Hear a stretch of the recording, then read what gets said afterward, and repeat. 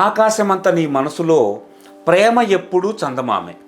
కొన్నిసార్లు వెన్నెల్లా నిన్ను మురిపిస్తుంది, ఇంకొన్నిసార్లు అమావాస్యలా మాయమైపోతుంది. అంత మాత్రాన చందమామనే వద్దనుకుంటామా? లేదు కదా.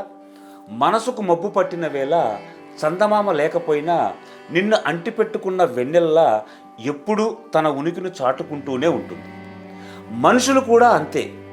నిన్ను ప్రేమించేవారైనా నువ్వు ప్రేమించేవారైనా ఎప్పుడు నీతో లేకపోయినప్పటికీ ప్రతి క్షణం ప్రతి నిమిషం నీ గురించి ఆలోచిస్తూ ఉంటారు. ఇది ఒక్కటి అర్థం చేసుకుంటే నువ్వు బాగుంటావు, నువ్వు ప్రేమించే వాళ్ళు బాగుంటారు. ఈ మధ్య కాలంలో అందరిలో నేను గమనిస్తుంది ఏంటి అంటే స్ట్రెస్ ఫీల్ అవుతూ ఉంటారు. అంత స్ట్రెస్ పడుతూ ఆ ఉద్యోగం చేయటం అవసరం అంటారా? ఎందుకంటారు మీకు? ఎందుకు అంటే డబ్బు కోసం. డబ్బు ఎందుకు అంటే భోగాల కోసం. భోగాలు ఎందుకు అంటే రోగాల కోసం. ఇంత స్ట్రెస్ అనుభవించి చివరికి మీరు తెచ్చుకునేది రోగాలే. ఇది ఒక్కటి గుర్తుపెట్టుకోండి. ఎందుకు అంటే కుటుంబ పోషణకి డబ్బు కావాలి, దాన్ని నేను కాదంటలేదు. కానీ మరి ఇంత స్ట్రెస్ ఉన్న ఉద్యోగం చేయటం మాత్రం కరెక్ట్ కాదు.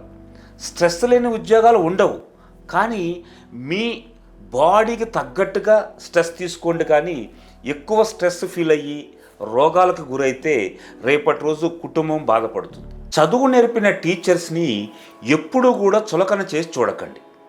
అంతేకాకుండా మీ స్థాయి పదవి ఉపయోగించి వాళ్ళ మీద ఏదో అధికారం చెలాయిద్దామని అస్సలు చూడకండి. దానికి ఒక చిన్న ఉదాహరణ చెప్తాను. గర్విష్ఠుడైన ఒక లాయరు తన బావిని రిటైర్డ్ అయిన ఒక టీచర్కి అమ్మేశాడు. 2 రోజుల తర్వాత వచ్చి, ఏమండి టీచర్ గారు, నేను మీకు బావిని మాత్రమే అమ్మా, అందులో నీళ్ళను కాదు. మీరు ఒకవేళ దాంట్లో నీళ్లు ఉపయోగించుకోవాలి అనుకుంటే నాకు ప్రతిరోజు ఇంత చెల్లించాల్సి ఉంటుంది, అది చెబుదామనే వచ్చాను అన్నాడు. అప్పుడు ఆ రిటైర్డ్ టీచర్ ఏమన్నారంటే, ఏమండి నేనే మీకు చెప్పాలి అనుకున్నాను, ఈలోపు మీరే వచ్చారు. నేను బావిని కొన్నాను, ఓకే, నా బావిలో ఉన్న నీళ్లు మీరు వెంటనే తీసుకువెళ్ళండి, లేదంటే రేపటి నుంచి నా బావిలో నిల్వ ఉంచుకున్నందుకు ప్రతిదానికి ఛార్జ్ చేయాల్సి ఉంటుంది, మీరు నాకు డబ్బులు పే చేయాల్సి ఉంటుంది అని చెప్పాడు. దానికి ఆ లాయర్ హవక్కయ్యాడు. అయ్యో సార్, నేనేదో తమాషా చేశానండి, అంతేను అన్నాడు.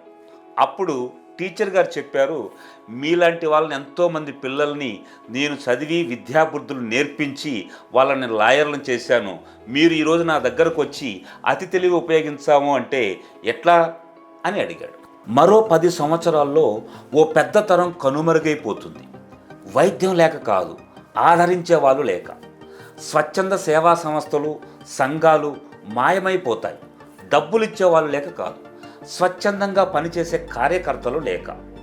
కుటుంబాలు కూడా కనుమరుగైపోతాయి. ఎందుకు అంటే గూగుల్ కోట నుంచి బయటికి వచ్చేవాళ్ళు లేక. గొప్ప గొప్ప గ్రంథాలు, గ్రంథాలయాలు మట్టిలో కలిసిపోతాయి. చదువుకున్న వాళ్ళు లేక కాదు, చదివే వాళ్ళు లేక. ఒక్కో గుండె ఆగిపోతూ ఉంటుంది. వాయువు లేక కాదు, ప్రాణవాయువు లేక. ఇప్పుడే మనందరం కళ్ళు తెరవాలి. ఏది ముఖ్యమో, ఏది అవసరమో అది మాత్రమే చేయాలి. ఏది అనవసరమో వదిలిపెట్టాలి. మన పెద్ద తరానికి ఆదరణ ఇవ్వాలి.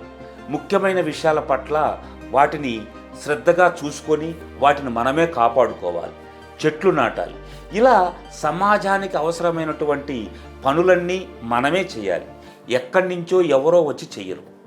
ఈరోజే నీతోనే మొదలుపెట్టారు. దేవుడి పేరు చెప్పి సందాలు వసూలు చేసి దేవుని పూజ అయిపోగానే ఐటమ్ సాంగ్స్ పెట్టి ఒళ్ళు తెలియకుండా తప్పతాగి డ్యాన్సులు వేస్తూ మేమే గొప్ప గొప్ప దైవ భక్తులమని ఫీల్ అవుతున్న కొంతమంది కోసమే ఈ రీలు. మీరు నిజంగా అక్కడ పెట్టింది దేవుణ్ణి అయితే అక్కడ ఉండాల్సింది కూడా దేవుడి పాటలే. మీ మనసులో ఉండాల్సింది, పూజించాల్సింది దేవుణ్ణి మాత్రమే. అంతేగాని మీరు రక్తి పాటలు పెట్టి ఒళ్ళు తెలియకుండా డ్యాన్సులు వేస్తూ ఆ దేవుణ్ణి కించపరచకండి, దేవుణ్ణి అవమానపరచకండి. దయచేసి ఇలాంటి పనులకి మా వద్దకు వచ్చి సందాలు మాత్రం అడగండి ప్లీజ్. అతను మనిషే, అతనికి ఆశలు ఉంటాయి, అవసరాలు ఉంటాయి. అతనికి ఆశ పుట్టి ఏదో సేద తీరుదామని నీ దగ్గరికి వస్తే నా శరీరమే కావాలా, నా మనసొద్దా అని నువ్వంటే నీ దగ్గర కాకపోతే ఇంకెక్కడో సేద తీరుతాడు. అతనికి ఇరిటేషన్ వస్తుంది, ఫ్రస్ట్రేషన్ వస్తుంది, కోపం వస్తుంది, బాధ వస్తుంది.